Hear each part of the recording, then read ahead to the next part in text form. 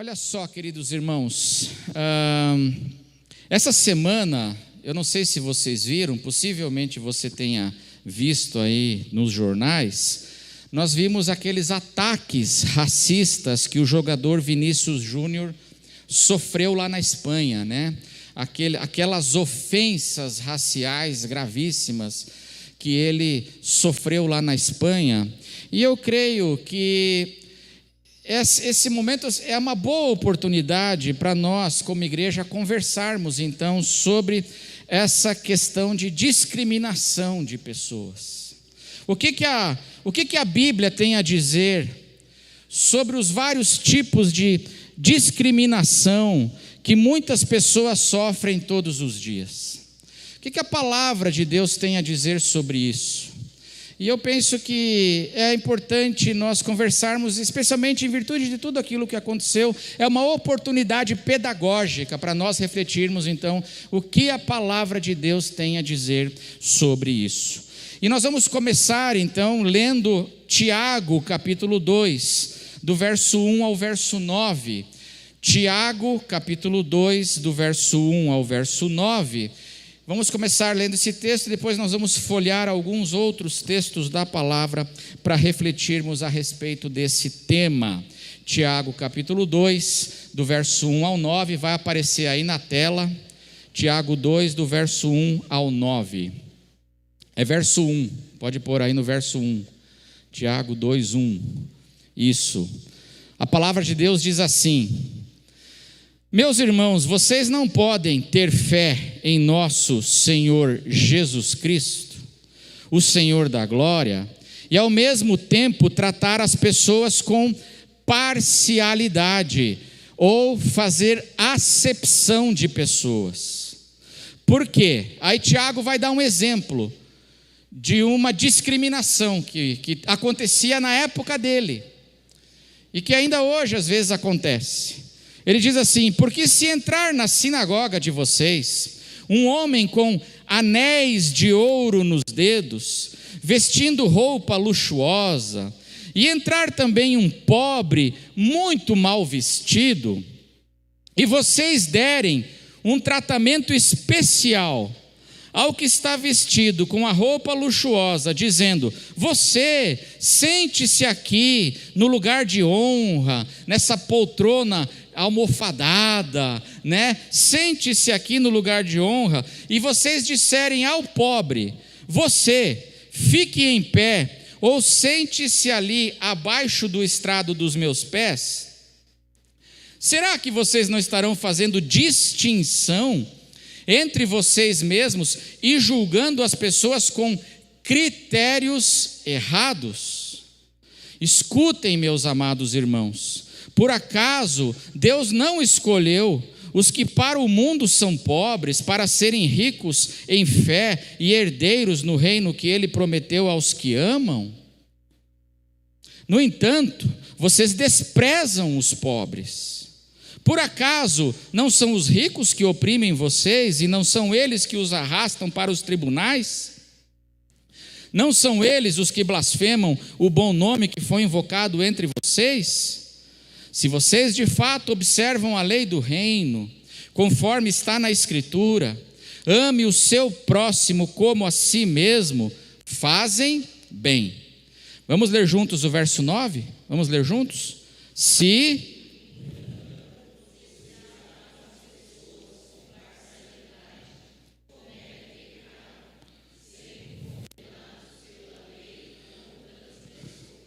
Amém, irmãos? Se, no entanto, vocês tratam as pessoas com parcialidade, se vocês fazem acepção de pessoas, vocês cometem pecado, sendo condenados pela lei como transgressores. Esse texto da palavra, meus irmãos, diz claramente que nós não podemos ter fé em Jesus ou reivindicar que nós temos fé em Jesus e ao mesmo tempo tratar as pessoas com parcialidade, ou como dizem em versões mais antigas, fazer acepção de pessoas. E no verso 9 que nós lemos, diz que fazer acepção de pessoas é pecado. Então a Bíblia trata a discriminação como pecado. Na Bíblia, discriminação é pecado. No Brasil é crime. Amém, irmãos? Mas o meu foco é espiritual e, portanto, eu quero falar do foco da Escritura, o que a Escritura fala a respeito, então, da discriminação de pessoas. Aqui, no texto de Tiago, que tipo de discriminação Tiago está denunciando e que acontecia lá na igreja, nas igrejas onde ele pastoreava? É a discriminação econômica. Existem vários tipos de discriminação. Aqui Tiago está denunciando essa discriminação econômica, que é o quê? Tratar o rico como sendo superior e tratar o pobre como sendo o quê? Inferior.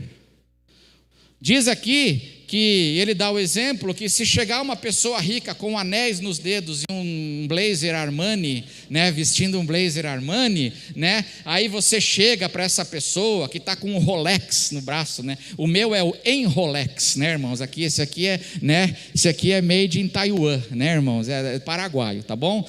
Mas você chega ali, o cara chega com um Rolex, ele chega, aí você fala assim, sente aqui no lugar de honra. E aí quando chega o pobre mal vestido, diz Tiago, um pobre mal vestido, aí Tiago diz literalmente, vocês falam para ele ficar em pé ou sentar no chão. Era o que estava acontecendo. Diziam para o pobre, fica em pé ou senta aqui no estrado dos meus pés, significa senta no chão. Vocês estão julgando as pessoas e vocês estão fazendo distinções com critérios errados, mundanos.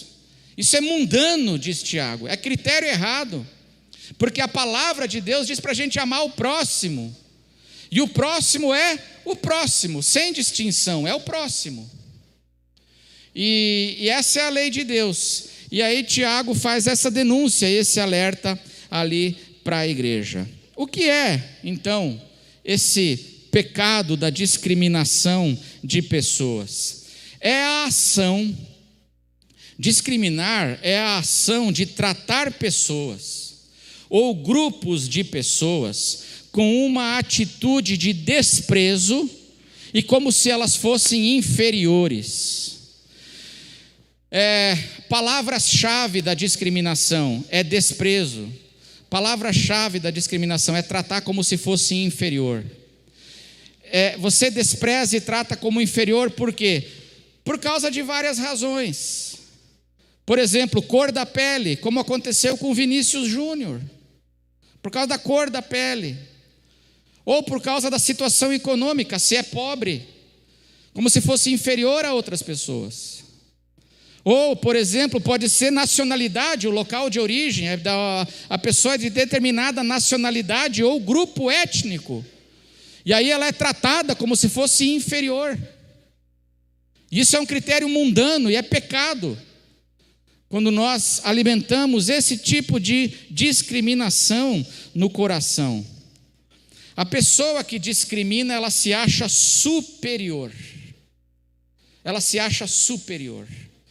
Ela tem uma atitude de superioridade e ela classifica as pessoas, então, como sendo: esse aqui é superior, aquele lá é inferior. As pessoas não têm o mesmo valor, a mesma dignidade, por uma série de razões. A palavra que Tiago usa aqui é uma palavra forte, é desprezar. Veja o que ele disse no capítulo 2, verso 6, o texto que nós lemos diz aí, a palavra que ele usa, ele fala assim: no entanto, vocês fazem o quê? Vocês desprezam os pobres. Essa atitude de desprezo por um grupo ou pessoas que eu acho inferiores por causa de uma determinada situação. Isso é a discriminação. E por que a Bíblia considera então isso um pecado e um pecado sério? É um pecado muito sério esse na Escritura. Porque Tiago diz, veja o verso 1, capítulo 2, 1. Olha o que ele fala, como é sério isso. Meus irmãos, vocês não podem ter fé em nosso Senhor Jesus Cristo. Não podem. E o Senhor da glória, e ao mesmo tempo tratar as pessoas com parcialidade, fazendo essa acepção de pessoas e essa discriminação. E o Novo Testamento e a palavra de Deus dá muitos exemplos disso. Existe, por exemplo, a discriminação escolar, grau de estudo. Tratar uma pessoa como se ela fosse menos, porque ela não teve tanta oportunidade de estudar, não fala corretamente a língua. Os discípulos de Jesus foram tratados com esse desprezo pela elite judaica em Jerusalém, quando disseram assim: não são analfabetos, não são galileus, como é que eles falam essas coisas se eles não estudaram? E tratam eles com desprezo. A igreja primitiva, os primeiros discípulos de Jesus, porque diz a palavra de Deus que Deus escolheu as coisas loucas desse mundo para confundir os sábios. Ele escolheu as que não são para confundir aqueles que acham que são. Mas existem muitos tipos de discriminação, e a palavra de Deus diz que nós não podemos andar neste caminho dizendo eu sou discípulo de Jesus e ao mesmo tempo fazer esse tipo de acepção de pessoas, infelizmente como aconteceu com o Vinícius Júnior na Espanha. 3 razões do porquê a Bíblia considera esse um pecado muito sério. 3 razões. Em primeira razão é porque todos os seres humanos são portadores da imagem de Deus. Amém, irmãos? Anote isso. Todos os seres humanos são portadores da imagem de Deus. Gênesis 1, vou pedir para abrir lá em Gênesis 1, verso 26 e 27. Texto muito conhecido, mas que nós precisamos ler para reforçar os princípios. Gênesis 1, verso 26 e verso 27. E Deus disse: façamos o ser humano como, irmãos? A nossa imagem. O ser humano, a nossa imagem, conforme a nossa semelhança. Tenha ele domínio sobre os peixes do mar, sobre as aves do céu, sobre os animais domésticos, sobre toda a terra e sobre todos os animais que rastejam pela terra. Vamos ler juntos o verso 27? Vamos ler juntos? Assim Deus, verso 27, assim Deus criou o ser humano à sua imagem.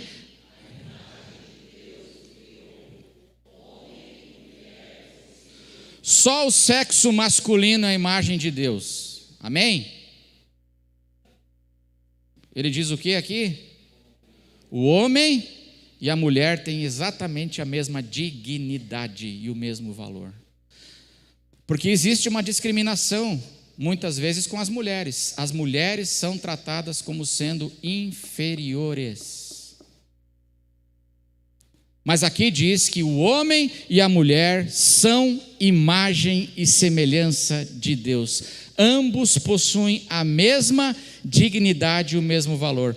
A palavra de Deus não faz discriminação, ela faz distinção entre papéis, mas nunca no valor do sexo masculino e do sexo feminino.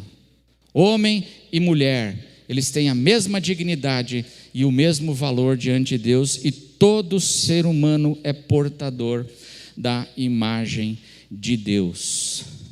Isso empresta então ao ser humano uma dignidade e um valor especial dentro de toda a criação.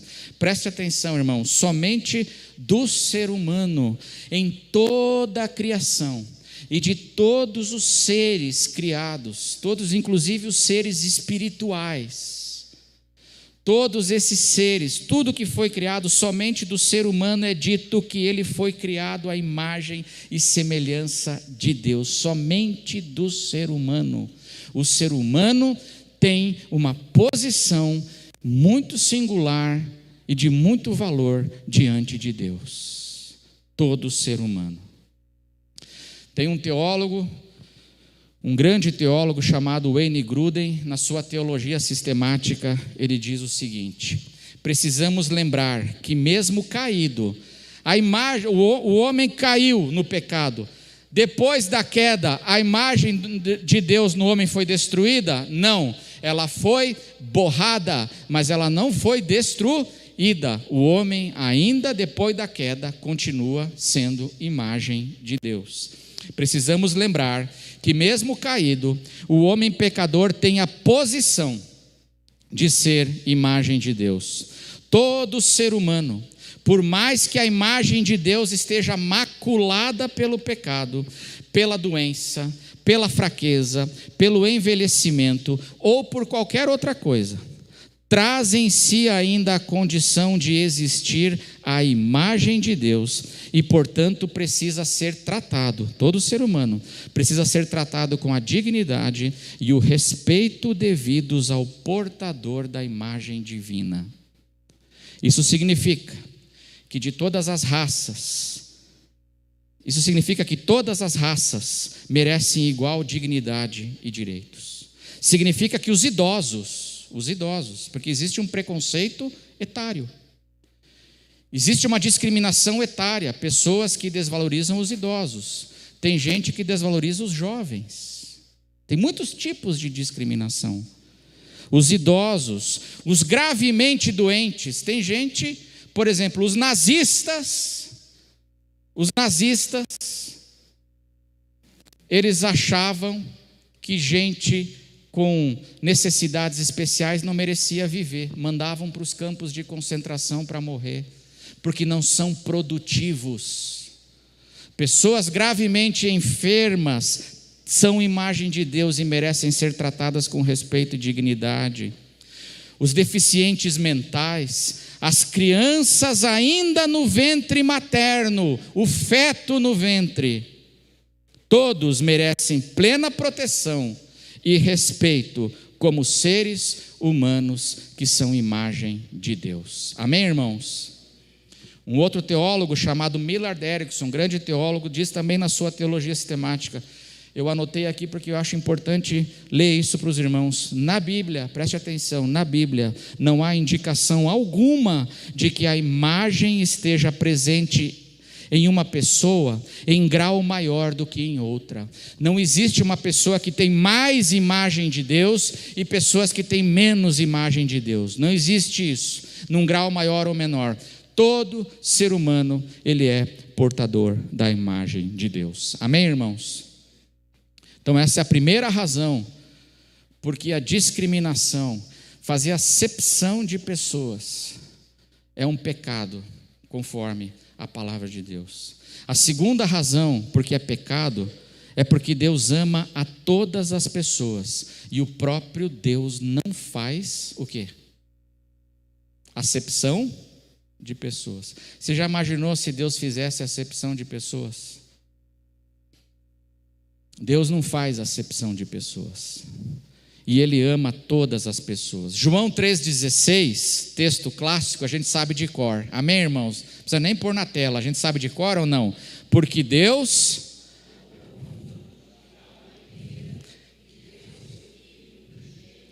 para que todo o que nele crê não pereça, mas tenha a vida eterna. Deus amou quem? Ao mundo. E a palavra mundo aqui significa toda a humanidade. O Filho de Deus morreu para salvar, para dar a oportunidade de salvação para todos os seres humanos. O desejo de Deus é se reconciliar com todos os seres humanos, porque Ele não faz acepção de pessoas.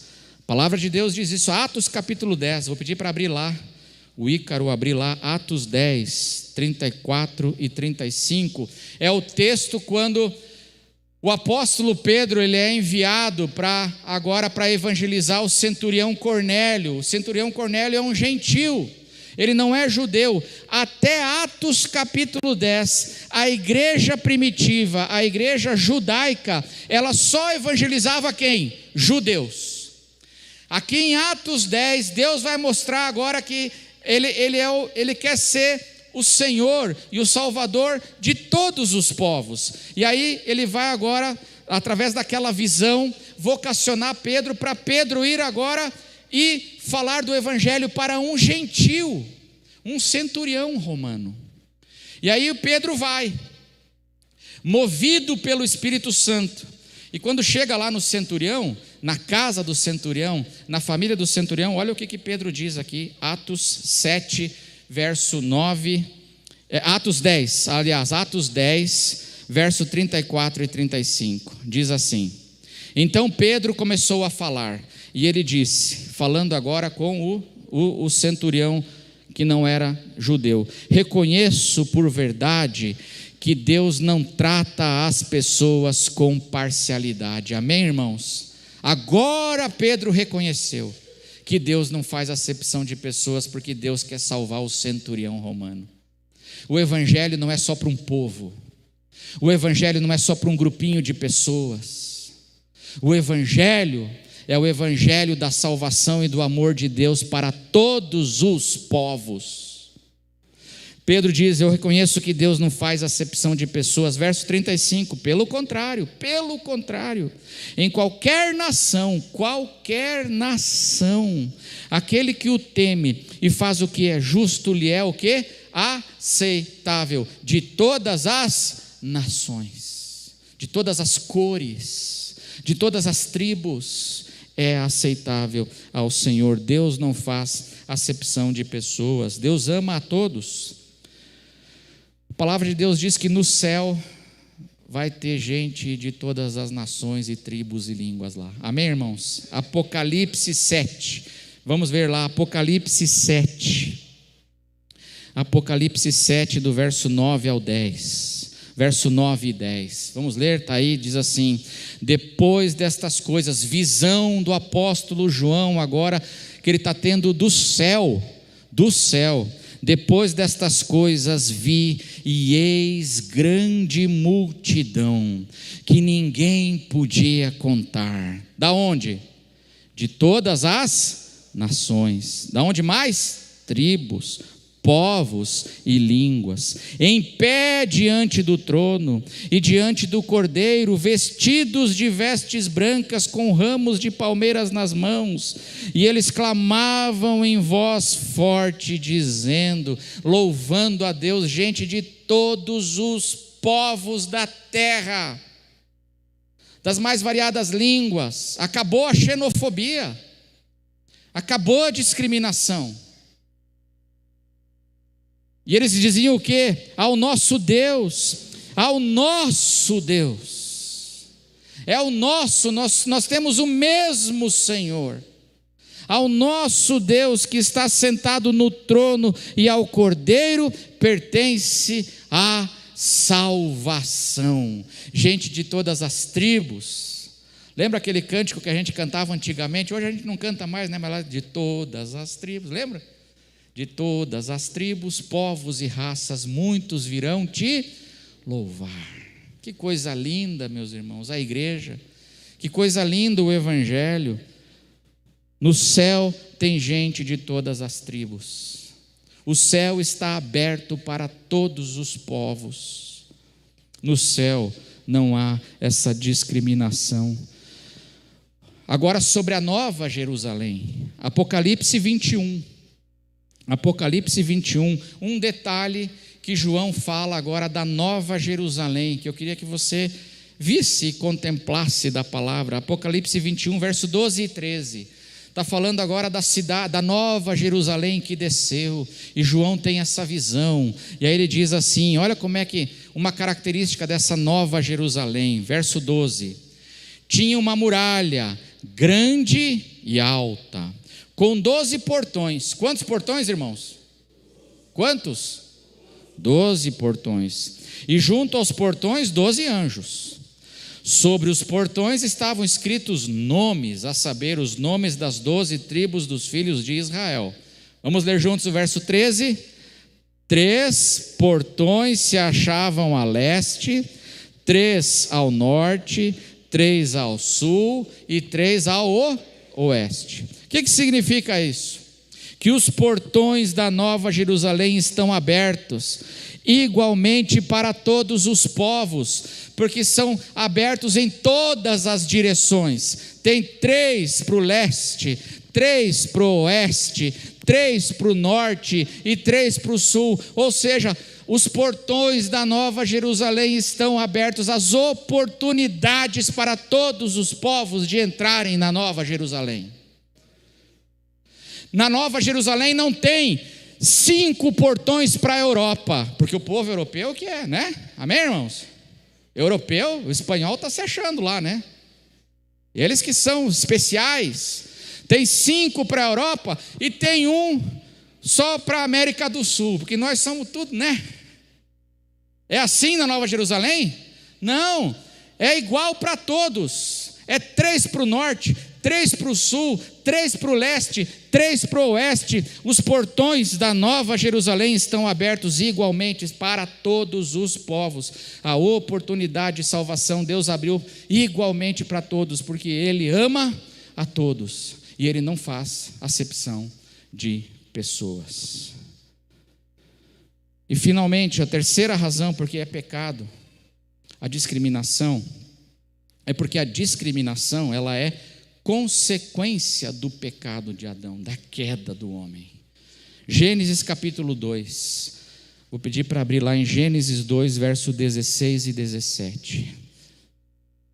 É consequência do pecado. Gênesis 2, 16 e 17 diz assim: e o Senhor Deus ordenou ao homem: de toda a árvore do jardim você pode comer livremente, mas da árvore do conhecimento do bem e do mal você não deve comer, porque no dia em que dela comer você certamente morrerá. Quando Deus disse a Adão: se você me desobedecer e comer do fruto que você não deve comer, no dia que você comer, você certamente morrerá. O que é morte, irmãos? Já falei isso várias vezes aqui, em pregações aqui na igreja. O que significa a palavra morte? Morte significa separação. O que é morte física? É quando a minha alma se separa do meu corpo. Quando a minha alma se separa do meu corpo, eu morro fisicamente, porque a essência da morte é a separação. E na Bíblia ela é não é só separação de distanciamento, mas é inimizade, é uma separação com conflito, com inimizade. Quando Adão desobedeceu, ele morreu espiritualmente, diz a Bíblia. Ele agora ficou sujeito também à morte física. Mas não é só esse tipo de morte, existe também a morte social, a morte no relacionamento com o próximo. Porque qual é a primeira coisa que Adão faz quando Deus vem confrontar ele? Ele culpa a esposa. Ele começa a culpar a esposa. Acabou a harmonia entre Adão e Eva. A morte no relacionamento agora com o meu igual. A separação e a inimizade entraram em função do pecado. É consequência do pecado e da queda humana essa separação. A separação do meu próximo. E o conflito com ele. Isso é consequência. Se não, veja, o primeiro relato, qual é o primeiro relato da Bíblia, da humanidade, fora do Éden? A primeira coisa que a Bíblia relata quando o ser humano está fora do Éden. E agora, hein? Tem que vir para a IBD, amém, irmãos? Essas coisas você vai aprender na escola bíblica dominical. Vamos abrir lá, Gênesis 4. Primeiro relato. O ser humano fora do Éden, ele faz o quê? Abre lá, Gênesis 4. Gênesis 4. Qual é o título que está na sua Bíblia aí? Caim e Abel. O que Caim fez com Abel? Ele matou o irmão. O primeiro relato da humanidade fora do Éden é um irmão assassinando o outro irmão. Por quê? Porque consequência da queda, consequência do pecado original, A morte não foi só espiritual entre eu e Deus, mas a morte foi entre nós, e um abismo e um conflito se formou entre os seres humanos, e a primeira coisa que acontece é um irmão que assassina o seu outro irmão. E Jesus veio fazer o quê? Jesus, ele veio para nos libertar das consequências do pecado. Amém, irmãos? Jesus veio nos libertar da condenação e do poder do pecado. E, portanto, quando eu estou agora em Cristo Jesus, os abismos entre nós precisam começar a diminuir. E em Cristo Jesus nós construímos pontes. Começamos a construir pontes entre nós, pontes de relacionamento, pontes de aproximação, pontes de aceitação, porque foi essa ponte que Deus construiu comigo, e agora eu tenho que construir com os meus irmãos e com o meu próximo. Isso é a vontade de Deus.